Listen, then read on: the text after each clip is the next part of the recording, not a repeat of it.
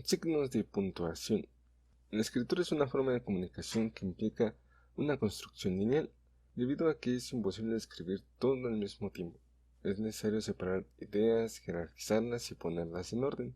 Los signos de puntuación nos sirven para estructurar el texto, delimitar las frases y párrafos, hacer énfasis en las ideas principales, ordenar las ideas secundarias y eliminar ambigüedades. La correcta puntuación asegura una buena articulación entre las secciones que integran una frase o párrafo. Por ello, el empleo de los signos de puntuación requiere de mucha precisión. Si se colocan en el lugar no debido, las palabras y frases dejarán de decir lo que el autor quería expresar. La puntuación varía según el tipo de escritura. Sin embargo, las diferencias de estilo que se pueden presentar no eximen a nadie de cumplir normas mínimas y evitar errores. Recomendaciones. No utilizar la entonación como referencia para la puntuación. Esto debido a que la escritura es un tipo de comunicación muda y con frecuencia los textos se leen en silencio. También la puntuación obedece las reglas de construcción del discurso escrito, las cuales son independientes de la comunicación oral. Los textos literarios no siempre son una buena guía para conocer el uso de los signos de puntuación, debido a que la literatura concede a los escritores un margen de expresividad, permitiendo transgredir algunas normas convencionales. Este tipo de libertad es buena cuando se escribe un poema o una narración, pero no es conveniente para la escritura formal o académica. Revisar la puntuación en gramática antes de imprimir o publicar el documento. No abusar de los signos, debido a que esto puede confundir al lector. La función de los signos de puntuación es facilitar la lectura. El primer signo de puntuación que abordaremos será la coma. La coma indica una pausa menor en el ritmo de la frase. Cuenta con dos funciones y no se puede utilizar cuando se precede de algunas conjunciones. Dentro de las funciones, la primera es cuando están solas y la segunda cuando van por parejas. Como ejemplo, dentro de la primera función tenemos para separar los periodos principales de una oración, antes de las conjunciones pero, pues, el cual y similares.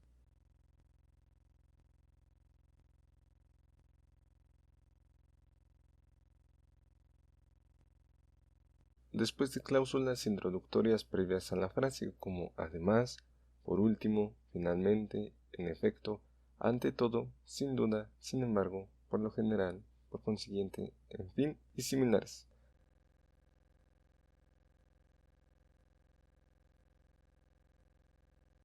Las comas que funcionan por parejas se colocan antes y después del mismo elemento, cuando se interrumpe momentáneamente el sentido principal de la oración para intercalar información adicional.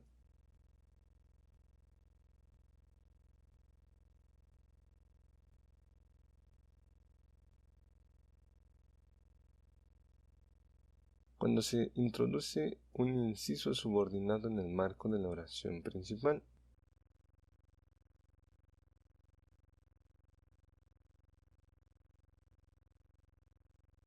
Cuando se intercala una referencia en mitad de un párrafo o cita.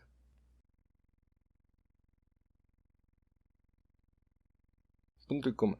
Indica una pausa mayor a la coma pero menor a la del punto, utilizando principalmente en la creación de yuxtaposiciones. La diferencia entre la coma y el punto y coma es muy sutil.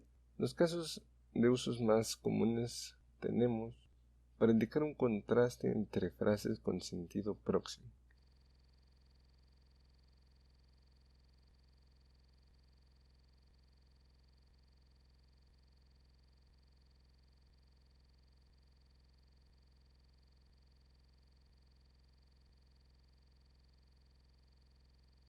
Para separar las partes de una oración cuando estas partes a su vez tienen comas debidas a la interpolación de aclaraciones o de usos subordinados.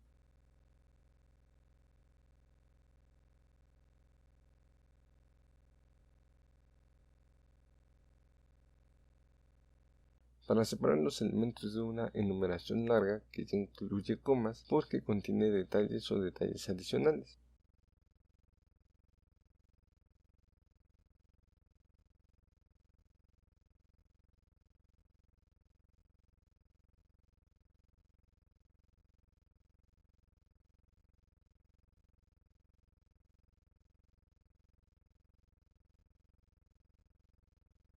El punto. Señala el final de una oración con sentido completo. Cada mayúscula inicial debe corresponder a un punto posterior. Existen 3 tipos de punto. El punto seguido, que señala el fin de una oración, se utiliza cuando al terminar la oración se continúa ampliando o desarrollando la misma idea principal dentro del mismo párrafo. Punto aparte señala el final de un párrafo. Su uso indica que va a cambiar de tema o que se va a cambiar la perspectiva del análisis del tema. El punto final señala el cierre del texto. 2 puntos. Los 2 puntos indican una pausa para introducir una explicación, cita o conjunto de datos. Las situaciones más comunes en su uso tenemos para precisar o aclarar frases o palabras precedentes.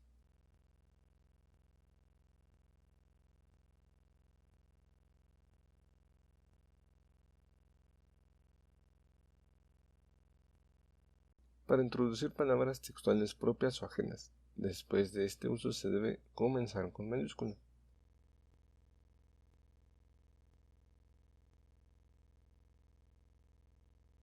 Para introducir citas o enumeraciones, después de este uso se debe empezar con mayúscula.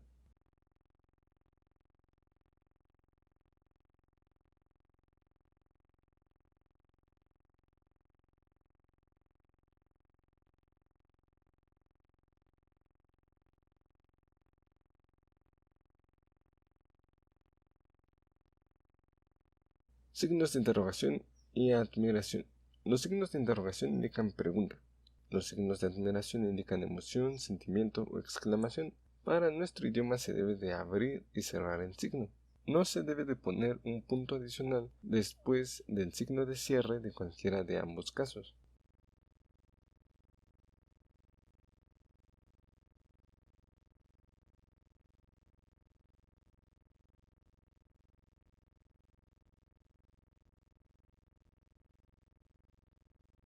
Las comillas. Las comillas se abren y cierran, indicando una cita literal. Su uso previene el plagio, pero no aplica si es una cita muy extensa.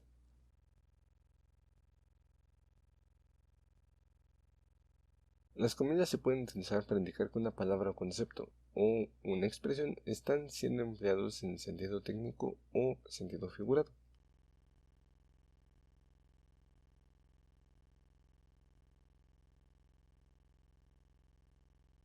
También se cierran entre comillas los títulos de poemas, relatos y capítulos de libros.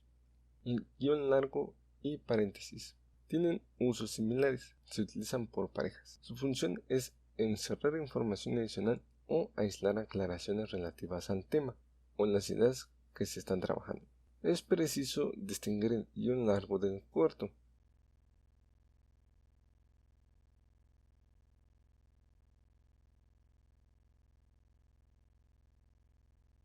Este último va solo y se utiliza para separar las partes de neologismos o palabras compuestas que han sido incorporados oficialmente al idioma.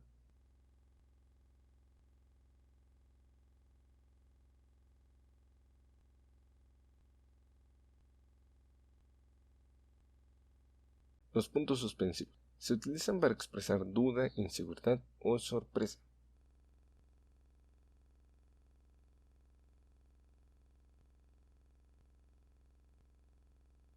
Para terminar, es importante mencionar el uso de las mayúsculas y minúsculas cuando se expresan unidades de medida.